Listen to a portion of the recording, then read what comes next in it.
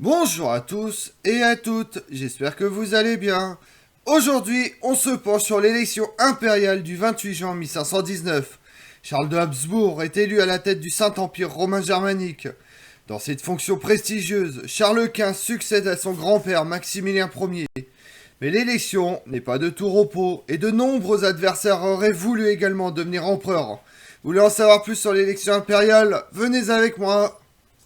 L'élection d'un empereur était généralement un processus en deux étapes, par lequel, à partir du XIIIe siècle, au moins le roi des Romains était élu par un petit corps des plus grands princes de l'Empire, les 7 princes électeurs.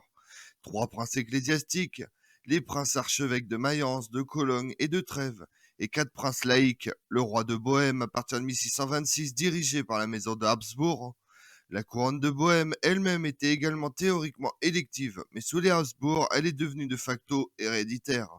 Le comte palatin du Rhin, le duc de Saxe, le margrave de Brandebourg, qui à partir de 1415 devient un membre de la maison des Hohenzollern, futur roi de Prusse et ensuite empereur d'Allemagne. En 1356, l'empereur Charles IV a promulgué la bulle d'or, qui est devenue la loi fondamentale par laquelle tous les futurs rois et empereurs ont été élus. Après 1508, le pape a reconnu que l'élection seule était suffisante pour l'utilisation du titre impérial. Le dernier couronnement papal a eu lieu en 1530 avec Charles Quint. Bien que le Saint-Empire romain germanique, une monarchie élective de 1438 à 1806, Habsbourg a toujours été élu empereur, le trône devenant de facto héréditaire. Pendant cette période, l'empereur a été élu au sein de la maison des Habsbourg. Depuis 1516, suite à la victoire de Marignan et aux différents traités de paix signés comme celui de Noyon ou encore le Concordat de Bologne entre les différentes puissances européennes, l'Europe se trouve en paix. Dans un élan de croisade dirigé par Manuel Ier, roi de Portugal, et François Ier, roi de France, tous les princes acceptent le principe de lever une croisade afin de combattre la menace ottomane grandissante et de libérer Jérusalem. Cependant, un événement va bouleverser l'ordre établi. L'empereur Maximilien Ier rend son dernier soupir le 12 janvier 1519. La course à la couronne impériale est lancée et plusieurs concurrents se manifestent. Manuel Ier, roi de Portugal, François Ier, roi de France, Henri VIII, roi d'Angleterre, Carlos Ier, roi de Castille et de Léon, Frédéric de Saxe, duc de Saxe. Le combat qui s'annonce va décider et modifier l'équilibre des puissances en Europe et dans le monde. Manuel Ier le Fortuné, grâce aux conquêtes de Vasco de Gama et d'Afonso d'Albuquerque, le Portugal s'est allié à un immense empire maritime. Dès 1505, Don Francisco d'Almeida demande au roi de Portugal de prendre le titre d'empereur des Indes pour imposer sa domination à tous les peuples et souverains de cette partie du monde. La cour portugaise se prend à rêver que Manuel Ier, à la mort de Maximilien Ier, devient empereur des Indes et d'Occident, réunissant ainsi le monde sous le sceptre et l'étendard du Portugal. Manuel Ier hésite cependant à prendre le titre d'empereur aussi bien d'Inde que d'Occident, à cause de sa signification dans la Rome impériale. Un autre candidat se place pour la succession de Maximilien Ier, Frédéric III de Saxe, prince électeur et soutenu par Léon X, le pape, qui ne veut en aucun cas François Ier ou Carlos Ier, tous deux dangereux pour les États pontificaux. La position du souverain pontife rend la candidature de Frédéric III comme sérieuse. Cependant, Manuel Ier se retire de la course impériale et apporte son soutien à Carlos Ier. Le roi d'Angleterre, Henri VIII, veut se faire également élire empereur à la tête d'une puissante marine. Il a plusieurs fois menacé le royaume de France d'invasion. La course à la couronne impériale met rapidement en concurrence directe François Ier, Carlos Ier et Henri VIII. Cependant, trouvant la candidature du Tudor sans aucune chance de réussir, la Chambre des communes refuse de financer la campagne impériale. Henri VIII se retire donc rapidement de la compétition, pour deux raisons. La principale est le manque d'argent. La couronne impériale étant élective, les princes de l'Empire font payer leur vote. Ils refusent de vider ses coffres. La seconde est le manque de continuité territoriale pour Henri VIII et l'impossibilité pour lui de défendre des territoires aussi étendus et dispersés. François Ier réunit toutes les qualités. Le royaume de France est uni, riche et puissant. De plus, la continuité territoriale offrirait au roi de France une puissance jamais vue depuis Charlemagne.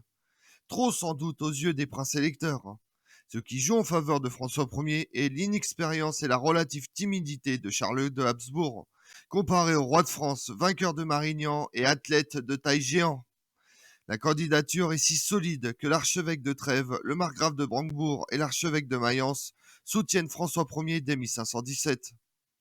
Les chances du roi de France ne sont donc pas infimes. Au contraire, il fait donner des cadeaux somptueux, 120 000 florins pour l'archevêque de Mayence. Le roi de France peut compter également sur l'appui financier des Médicis. Mais pour François Ier, ses efforts sont réduits à néant. Tout d'abord par sa mère, Louise de Savoie, qui se met à dos des puissants seigneurs allemands. Contre le roi de France, on retrouve le cardinal de Sion, vaincu de Marignan, et Léon X, le pape en personne, qui prend peur sur la future puissance de François Ier. Le dernier candidat à l'élection est Carlos d'Espagne, petit-fils de l'empereur Maximilien Ier. Les électeurs ne sont pas obligés de choisir un Allemand, ni même un parent de l'empereur défunt. Cependant, les Habsbourg ont su maintenir la couronne impériale dans leur famille depuis le XVe siècle jusqu'en 1918. L'empereur peut désigner de son vivant un successeur qui reçoit le titre de roi des Romains. Maximilien Ier a tenté de faire élire Carlos de Habsbourg, mais a échoué. La compétition de 1519 s'annonce compliquée pour le jeune roi d'Espagne. Carlos de Habsbourg dispose de l'influence de sa famille. Son grand-père a tissé des réseaux d'alliances en prévoyance de sa succession, tandis que sa tante Marguerite d'Autriche augmente la haine contre les Français. La propagande des Habsbourg s'avère efficace, l'opinion publique se retourne contre le roi valois. Le futur Charles Quint est élevé dès son plus jeune âge. Il participe à 6 ans aux cérémonies aux Pays-Bas. Il prend conscience de son rôle et de sa dignité. Carlos de Habsbourg est éduqué par des maîtres austères, formés aux armes par Charles de Lannoy, futur vainqueur de Pavie. Il s'exprime sur la dignité impériale en se voyant le successeur de Charlemagne et l'unificateur du monde, comparé à François Ier qui insiste sur l'importance nationale, alors que le Saint-Empire romain germanique n'est pas une nation unie. Carlos de Habsbourg, pour financer son élection, peut compter sur les richissimes banquiers allemands, les Fugger.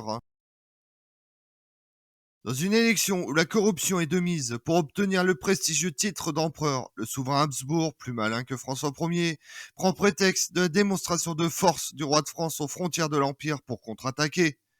La compétition prend une tournure à l'avantage de Carlos de Habsbourg. Chaque fois que François Ier donne de l'argent aux électeurs, les représentants Habsbourg surenchérissent en promesses. Des sommes phénoménales sont dépensées, 850 000 florins pour Carlos de Habsbourg en promesses payables après son élection, alors que François Ier ne peut débourser que la moitié, dilapidée en cadeaux ou payés comptant en échange de promesses. Les électeurs changent de camp selon les sommes promises ou données. L'archevêque de Mayence vend 6 fois sa voix. La campagne est acharnée. Même le duc de Saxe Frédéric III, protecteur de Luther et principal soutien de la réforme, vote pour le très catholique roi d'Espagne. Le 28 juin, Charles Quint est élu empereur du Saint-Empire romain germanique. Il est l'héritier d'un patrimoine où le soleil ne se couche jamais. L'empereur aux 17 couronnes va tenter de réaliser le rêve d'unifier la chrétienté pour exercer son hégémonie sur le monde, pour mettre en place une monarchie universelle. Rêve poursuivi également par le roi de Portugal Manuel Ier, maître d'un empire maritime. Comme on l'a vu, Charles Quint remporte l'élection impériale au prix d'énormes sommes d'argent. Au-delà du titre, la rivalité entre Valois et Habsbourg va atteindre son paroxysme avec la défaite de Pavie en 1525. Elle ne s'éteindra pas avec Charles Quint et François Ier, elle se poursuivra très longtemps avec leurs successeurs et au-delà. Je vous remercie d'avoir suivi cette vidéo en ma compagnie. Si vous voulez connaître mes autres vidéos, retrouvez-moi chaque matin à partir de 6h45 sur ma chaîne YouTube Tout sur l'Histoire avec Damien, mais également sur les réseaux sociaux, Twitter et Instagram, Histoire Damien. Et pensez à liker, commenter et vous abonner. Je vous remercie à tous.